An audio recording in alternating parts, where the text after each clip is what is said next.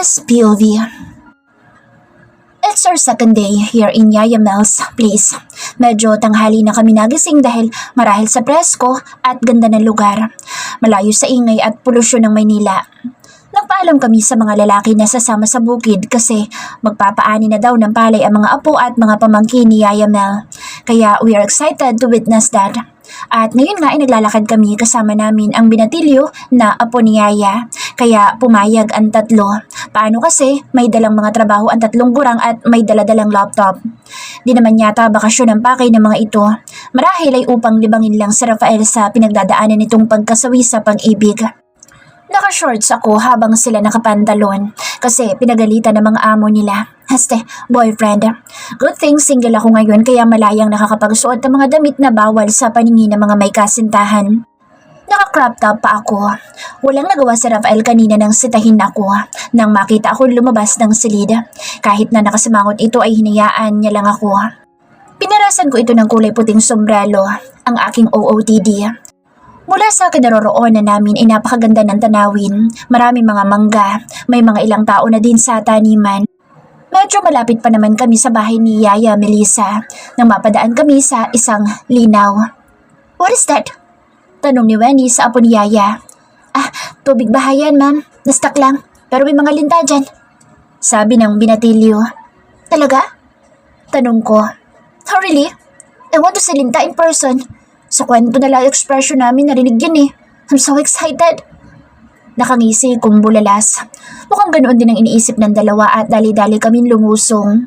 Bago pa man nakahuma ang bata ay mabilis na kami naglakad papunta doon. Ma'am, nangangagat po ang linta! Sigaw ng bata, but it's too late now. Dahil nakalubog na ako at naramdaman ko na may kumapit sa hita ko.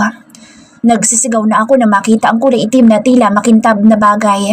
Ayaw ko itong hawakan pagkat mukha itong nakakadiri. Pabalik sa bahay ay nagtatakbo na ako. Wala na akong pakialam sa dalawa. Nang makapasok sa bahay, nagtakbuhan ng tatlong lalaki sa may pinto. What happened? Si Kuya Dos. Umiiyak na kaming tatlo. Lalo ako napahiyaw nang makita ko ang itsura ng linta at naramdaman ko sa may hita ko, malapit sa panty ko at sa may dibdib ko.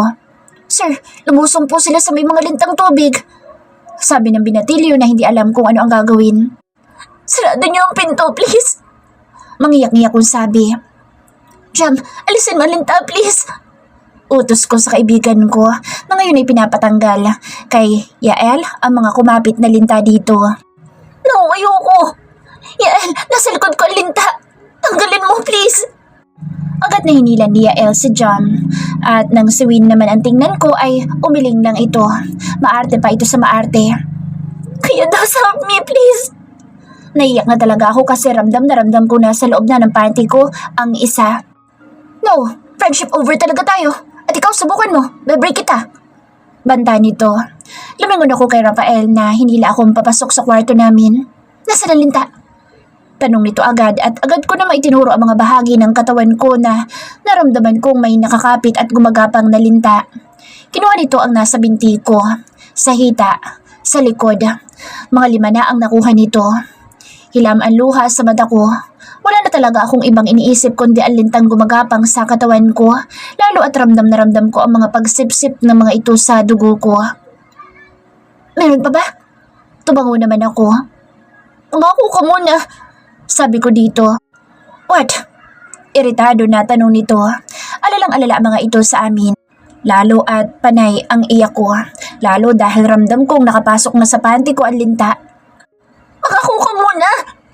Halos nakasigaw na ako. Na ano? Tila iritado na ito. Hindi ako makapapayag na malaman ito ng iba. Na naman na makita mo ngayong araw kakalimutan mo. Tapos pag mag-asawa ako, o ikaw, hindi na mauungkat ang araw na ito. Sabi ko, and why is that? Tanong nito na napahilamos na sa mukha. Malamang ay nag-aalala ito na baka kung ano na. Basta bangako ko muna. Sabi kong muli na naramdaman ko ang paggapang ng kung ano papasok sa panty ko. Rafael, ano ba? Papasok na. Untag ko dito na titig lang sa mukha ko. Okay, fine. Promise. Sabi nito na itinaas pa ang kanang kamay na animoy nanunumpa. Dali-dali kong hinubad ang shorts na basa at ang panty ko. Napatanga naman ito sa aking ginawa. Wala akong choice ngayon. Bahala na. Negosyante naman ito. Pag nigurado ay may isang salita naman ito. Rafael, tanggalin mo na. Baka pumasok yan sa loob. Naiiyak na naman ako. Umupo ito at tila nanginginig pa na hinawakan ng hita ko. Bilisan mo naman! Singhal ko dito. Patience, baby. Patience. Napailing-iling na sabi nito. Bilisan mo na kasi. Huwag ka titingin sa ano ko. Saway ko dito. Nakita ko kasi na nakatitig ito doon. Swerte naman ang linta na to. Ang ganda ng pwesto. Nakangisi nitong sabi. Rafael kasi, mabubuntis ako niyan pag pumasok yan sa loob ko. Ani ko dito. Tinititigan ko nga baka meron din dyan. Natatawang sabi nito na hinampas ko agad. Dali-dali naman na tinanggal nito ang linta na tila ay wala pang balak umalis dahil natagalan dito sa pagkuha. Nang matanggal ay pinagtapis na ako nito ng roba at hinilang papasok sa banyo. Go, take a shower. Sabi nito pero nasa loob naman ng banyo. Labas ka muna. Nahihiya akong turan. Ella, I already saw everything. Now, bath, para kung may makapa ay hindi ka na magsisigaw dyan. Nahihiya man ay wala na ako nagawa kundi ang maligo sa mismong harap nito. Nakatalikod naman ito. At nagsabon ako ng katawan. Kulang na lang ay ubusin ko ang sabon upang mawala ang anumang natira ng linta sa akin. Nang sa tingin ko ay wala na akong makapa na kung ano sa aking katawan ay nagbanlaw na ako agad. Hiyang-hiyaman ako sa lalaking kasama ko ay huli na para sa hiya-hiya na iyon. Ang mahalaga ay natanggal na nito ang lahat ng linta na kumapit sa aking katawan at nang matapos ay inilalayan niya akong palabas. So, may nararamdaman ka pa bang gumagapang? Untag nito, umiling naman ako. Wala na, salamat. Sabi ko dito. Nailang pa din ako lalo at hubot-hubad ako kanina sa harap nito. Next time mag-isip muna kayo bago gumawa ng kalokohan. Paano kung wala ako? Sino magtatanggal ng linta sa ano mo? Baka makapatay ako. Hindi ko na maintindihan ang ibang sinabi nito kasi nakatalikod na ako sa kanya. Hindi ko na din naman inintindi pa. Si Wani ang pumalit at si Kuya Dos. Kayo naman. Sabay tapik sa balikat ni Kuya Dos. Namamagana ang mga mata ni Wani. Malamang ay umatungal ito kay Kuya Dos lalo at binibaby ito ni Kuya Dos. Ako naman ay nagpatiuna ng pumasok sa aming kwarto. Nahihiya pa rin talaga ako na nakita na nito ang lahat-lahat na dapat ay itinatago ko. Oh, don't tell me na lalabas pa ako habang nagdadamit ka.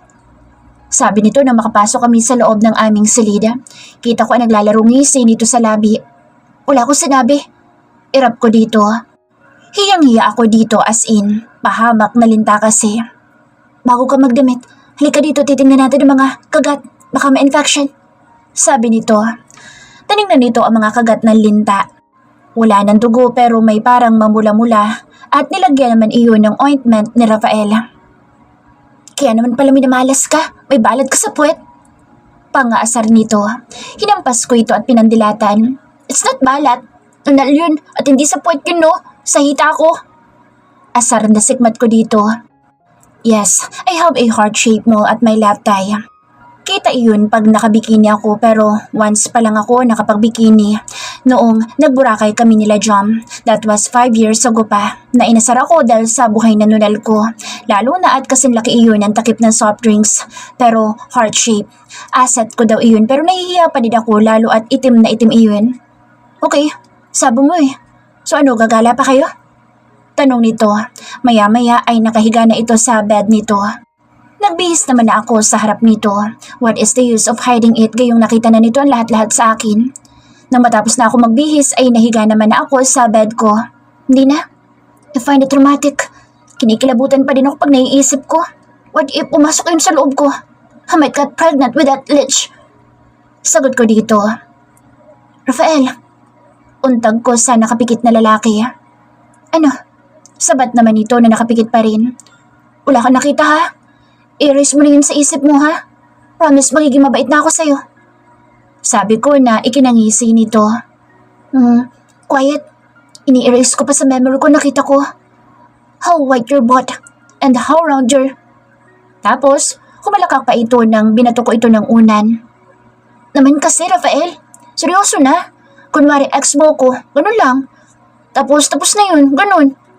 Simangot na ako. Di pa nga nagiging tayo, ex na agad. Don't worry, baby. It's a secret between the two of us. I just called my friend down there. He's so angry with you right now. Sabi nito. Ganda smile at mas nakakailang pala ang ganoong side nito. Friend? Takang tanong ko. Hindi naman ito tumatayo. Yeah, my friend. My other head. Sagot nito na inginuso ang bahagi ng crotch nito.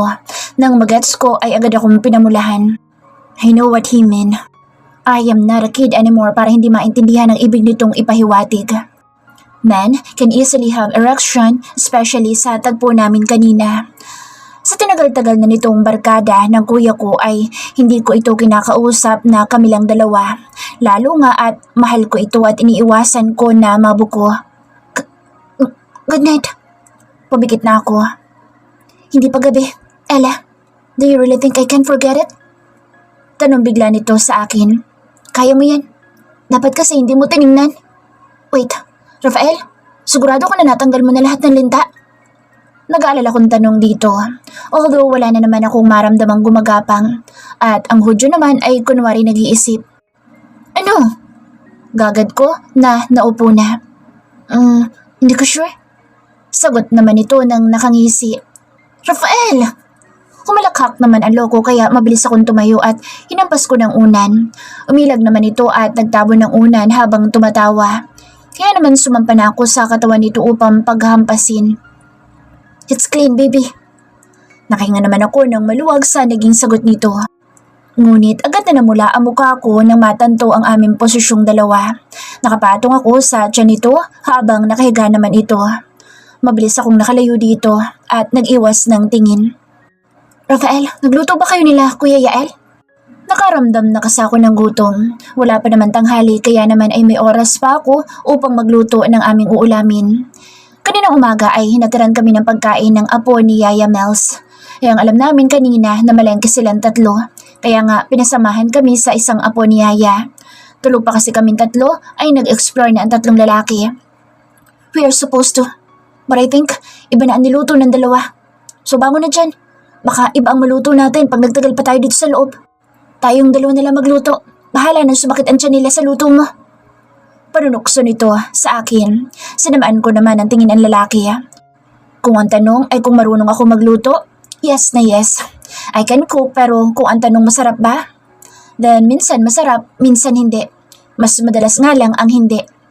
Humalakak naman ang lalaki. Minsan na kasi itong nakakain ng luto ko at ang worst part ay nung nag-start pa lang akong mag-aral. It's menudo that turned into disaster. Yun ang itinawag ng mga barkada ng kuya ko. Isang buwan kong iniwasan ang kusina matapos ang pangyayaring iyon. Iniwasan ko din ang mga baliw na barkada ng kuya ko dahil katakot-takot na panunukso ang inani ko mula sa mga ito. Lalo na kay Yael na grabe kong manukso. Kaya mo na yan, natatamad ako. Sabi ko, ngunit hinila naman ako nito agad. Paano ka magkakanobyo niyan kung di ka marunong magluto? Huwag tatamad-tamad. Hala, bangon. O gusto mong iba ang lutuin natin? Nanunuksong sabi nito. Kahit naman matuto ko magluto, hindi ka naman magiging akin. Asa pa akong makakapagluto tayo ng mainit na romansa. Napabuntong hininga na lang ako sa naisip at bumangon na din. Sumunod ako dito sa pagpunta ng kusina. Sa kusina ay magkatulong namin na inihanda ang mga gagamitin namin. Ano ba lulutuin natin? Nailang kong tanong dito. Tila ang lalim kasi ng iniisip nito habang nakatitig sa akin. Kare-kare. Halika, ikaw ang maghiwa ng mga gagamitin kong gulay. Utos nito. Kaya ang ending, ako ang tagahiwa, siya ang tagaluto. Ako na magsasaing. Sabi ko dito, marunong ka ba? Tanong nito na duda sa ability ko sa kusina. Oo naman, no kala mo sa akin? Tumalikod ako at hinarap ang rice cooker at nagsaing na ako. Enough para sa aming anim at naglinis na din ako ng kusina at tinugasan ang mga ginamit namin. Itinali ko ang buhok ko pataas nang matapos ako. Sakto namang tapos na din ito magluto. Nagkarabyo ka na ba, Ella? Seryosong tanong nito. Hindi pa? Sagot ko na abala sa ginagawa. Nakita ko pa ang bahagyang pagngiti nito. Good. Now, katukin mo na ang mga honeymooners ng mga amo natin. Mamaya na kamo sila gumawa ng baby at gutom na tayo. Nakakagutom na makakita ng live porn. Utos dito nang nakangisi. Kinurot ko naman ito at sinunod ko naman ang inuutos dito sa kanya. Kaming dalawa ni Rafael naman ay tila nawala na ang pagkailang ko. Tila nawalang bigla ang pader na nakapagitan sa amin. Ngunit may mga sulyapan kaming dalawa na hindi ko maipaliwanag. Nang matapos kaming kumain ay si Yael at si Jom ay nagugas ng pinggan. Hinawakan ako ni Rafael sa kamay at hinila papunta sa likod na bahagi ng bahay. Medyo kinabahan pa ako. Napa-advance ang aking pag-iisip. Sa isip ko kasi baka magiya itong mag-quickie. Bigla sa likod bahay. Natatakot ako baka may makakita sa amin. Mga ganoon na eksena ang pumapasok sa isip ko. Masyado kong dinamdam ang pa-holding hands effect nito. Teka, anong gagawin natin dito? Tanong ko dito. Bigla akong pinagpawisan ng malagkit sa aking naiisip. Magduduyan tayo. Iinggitin lang tayo ng 4 doon sa kasyutan nila. Sabi nito. Hindi naman sana nga ako pero na-disappoint ako ng slight doon. Nag-expect pa naman kasi ako ng SPG na slight. Ganun ba? Sige. Sabi ko na lang. Nakita ko nga ang duyan na ratan sa likod. Duyan mo ako. Sabi ko dito. Masaya ka. Sabay na tayong sasakay. Huwag kang magulang dyan. Sabi nito na pinauna na ako sa pagsakay sa duyan. Okay. Nang makaupo ako ay umupo na din ito at maya-maya ay kapwa na higa. Magkatabi kami at kapwa tahimik na nakamasid sa mga dahon na inililipad ng hangin. Ang ganda dito no? Sabi ko maya-maya. Yes. Anyway, ilang araw ang balak mong stay dito? Tanong nito. Mula sa aming kinaroroonan ay napakaganda ng tanawin. Palayan sa kaliwa at karagatan naman ang matatanaw sa di kalayuan. Magandang pagmasdan ng kulay kahel na langit lalo at ang kabilang panig ng langit ay kulay bughaw naman. At lalo pang naging perpekto ang lahat kasi katabi ko ang lolo ko. Lolo kong masungit pero mahal na mahal ko. Depende. Kayo ba hanggang kailan kayo dito? Balik tanong ko. Depende din. Parang masarap bumili ng property sa ganitong lugar no? Sabi nito. Oo nga, masarap din mag-honeymoon dito. Nasabi ko na lang bigla. Mabilis ko namang natuto ang aking makasalanang bibig. Nakita ko ang pag-angat ng sulok ng labi nito. Tanda ng pagngiti nito. Sayang, hindi ko napitsura ng ngiti nito. Kahit saan naman gawin ang honeymoon ay masarap. Lalo na kung masarap ang iyong ka-honeymoon. Biro nito. Change topic? Sabi ko dito. Uuna-una ka tapos kung kailan ginanahan na ako sa topic tsaka mo papalitan. Lupit mo ah. Sabi nito na ikinangiti ko. Naisip ko lang naman kasi yun. Katwiran ko dito. Ewan ko ba bakit ganun na naisip kong sabihin. So, gusto mo mag-honeymoon na tayo ngayon? Advance. Sabi nito na ikinatigagal ko. Nabingi yata ako o nananaginip ako na niyaya ako ng lolo ko na mag-honeymoon. OMG, bigla akong pinagpawisan sa kilikili. Yikes. Tigilan mo ako sa kaka-joke mo. Di ba nasabi sa'yo ni kuya na mapagpatol ako? Sige ka, pag pinatulan kita, papagapangin kita ngayong gabi. Banta ko dito. Gusto pala ng gurang na ito ng teasing joke. Di pagbigyan. Pag bumigay naman ito, ipapayag naman talaga ako na mag-advance honeymoon. Sa ibang lalaki ba, ganyan ka din? Seryoso na mukha nito. Parang nag-joke lang kanina, ngayon na may biglang serious na. Siyempre hindi no. Depends ako. Nakita ko naman ang pagliwanag ng aura nito. Good. So kung gagapang ako mamaya, papayag ka? Tanong nito. Mukhang seryosohan na ba ang gapang ng aming pinag-uusapan? Uy, baliw ka. Sumungkot na kay daddy. Banta ko dito. Sus, kasasabi mo lang kanina eh. Anyway, are you still... Natulala kaming pareho na saktong sabay kami lumingon at aksidenteng naglapat ang aming mga labi. Nanlalaki pa ang mga mata ko at tila na shock ako sa nangyari. Kapwa kami lutang matapos ang lapat ng aming mga labi. Hinampas ko ang balikat nito. Baliw ka, first kiss ko yun. Kunwari ay inis kong seta dito, pero deep inside ay hinihiling ko na sana'y ulitin ito kasi medyo bitin ng slight. Gusto ko yung may sakmala na maganap. Naipilig ko ang aking ulo sa kagagahang naiisip. I appreciate it baby, but it's not a kiss. Sabi nito na ikinatanga ko. Naglapat ang labi namin, sure ako doon kaya paanong hindi yun naging kiss? Ano? Anong tawag doon? Inis kong tanong dito. Nainsulto ako ng slight. Kilig na ako at first kiss ko yun tapos hindi pala kiss ang turing nito doon sa naganap.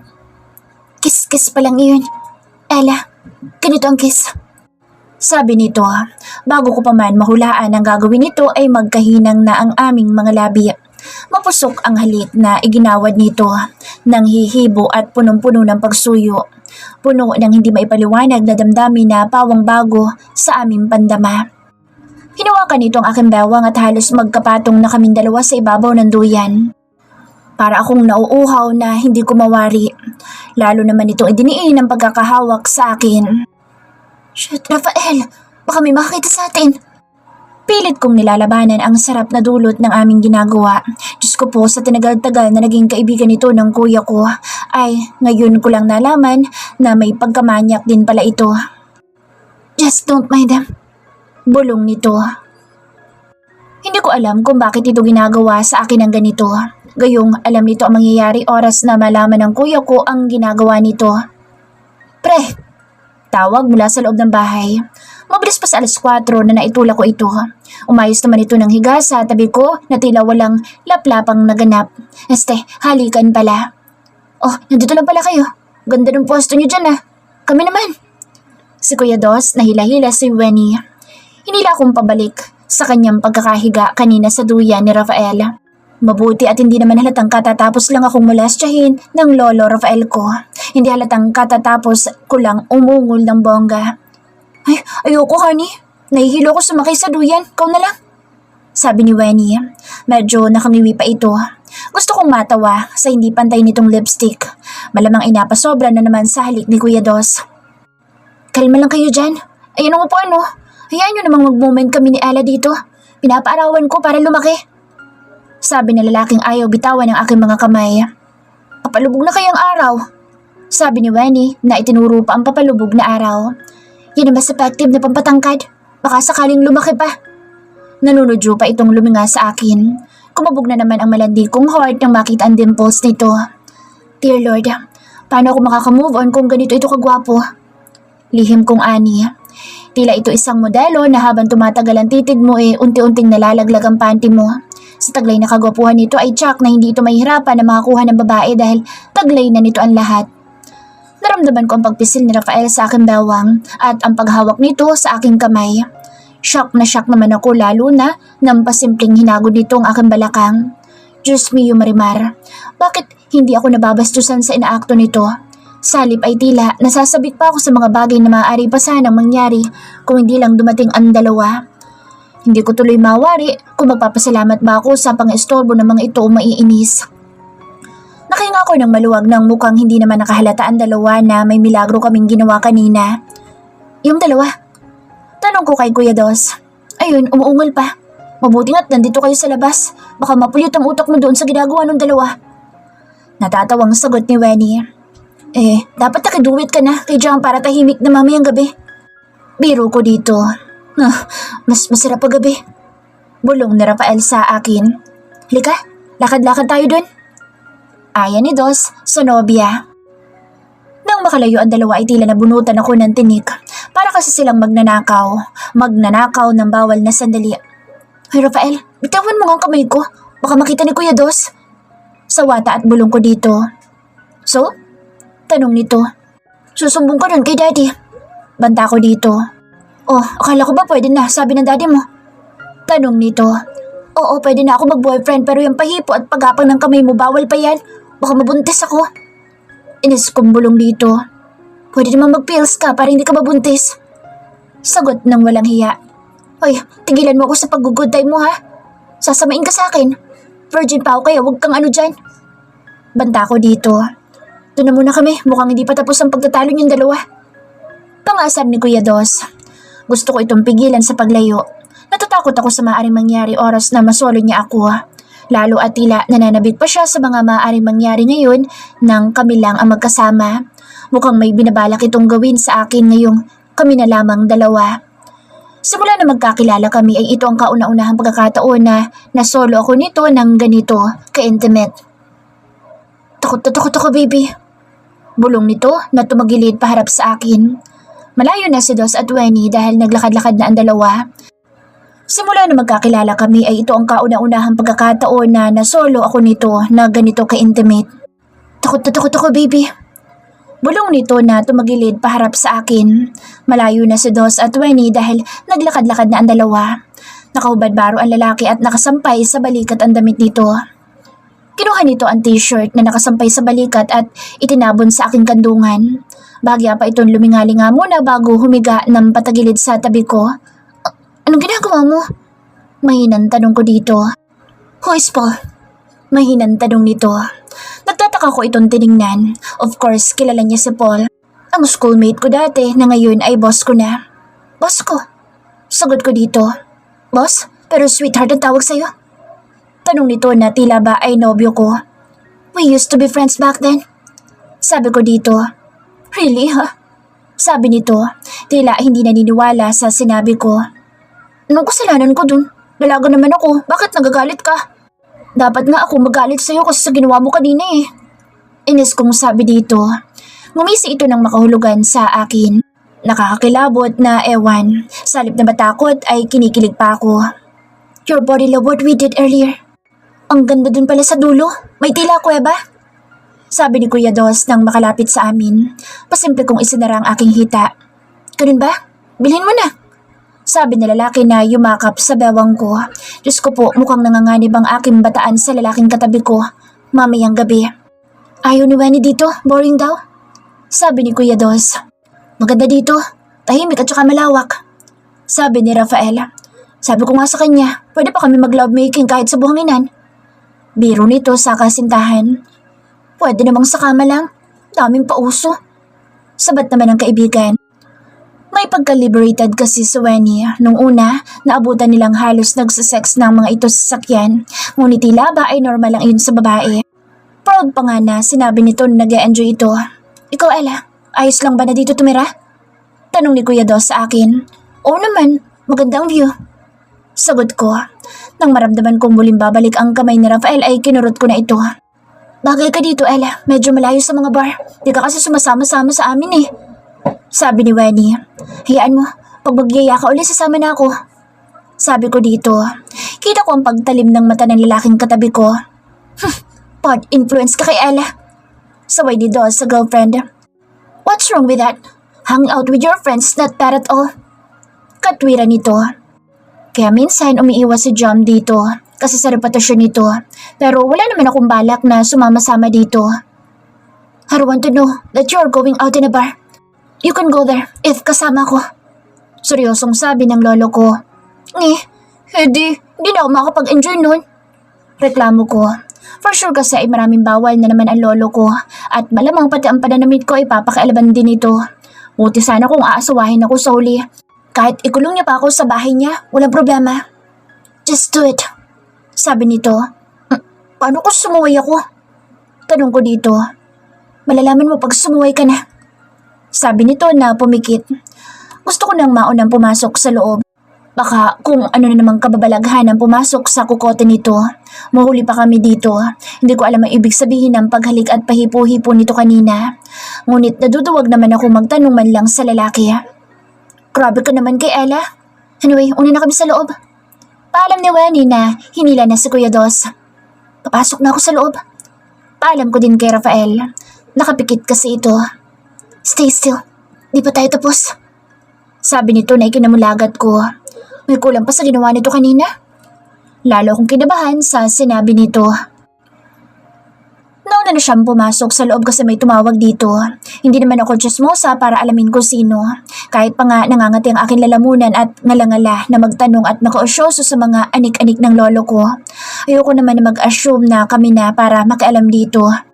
Medyo masama ang aking pakiramdam. Kung kanina sa labas ay hindi naman ako nakakaramdam ng kakaiba, pero ngayon na papasok na ako sa kabahayan ay tila sumama ang aking pakiramdam.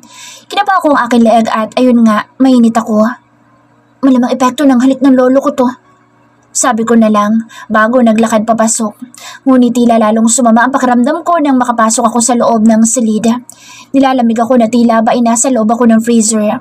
Kaya naman mabilis ako nagtalukbong ng kumot ngunit tila freezing point na ata. Ang lamig naman. Umuulan na ba ng niebe sa labas? Nais sa tinig ko. Bebe Ella, tawagin mo sa parang Rafael. Baka kulang ka lang sa yakap. Dinig kong sabat ni Kuya Yael. Baliw, malamig nga kasi. Sagot ko dito. Baka nilalagnat ka din. Si Jom nilagnat. Baka dahil sa kagat ng linta.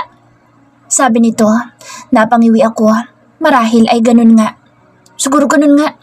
Ayos pa naman ang pakiramdam ko kanina sa labas. Sagot ko na pinilit na ipikit ang aking mga mata. Pinilit kong matulog sa kabila ng lamig na hindi ko maintindihan. Baka sakaling mawala ang lamig na nararamdaman ko. Ayaw ko pa namang uminom ng gamot. Bihirang-bihira akong magkasakit, unlike Rich na ganoon. Narinig ko ang pagbukas ng silid namin ni Lolo Rafael. Malamang ay nagsawa na sa kakachika minutes sa kausap nito kanina. Baby? Sabi nito na ikinairap ko. Mukha ba ako sanggol? Inis kong singhal dito. Tumawa naman ito. Hindi. Gawaan ng sanggol, oo. Ano nangyari sa'yo? Nag-aalalang lumapit ito at kinapa ang aking leeg. Nilalamig ako. Sabi ko dito. Malamang lalagdatin ka sa ginawa natin sa labas. Pilyong sabi pa nang may pagkamalantod din pala ang lalaki. Akala ko puro panghihigpit lang sa akin ang kayang gawin nito. Baliw? Irap ko dito. Maybe because of that leech bites. Sabi nito na hinaplos ang aking mukha. Maayos naman kanina ang pakiramdam ko Katwiran ko. Well, kanina iyon. Sabi nito.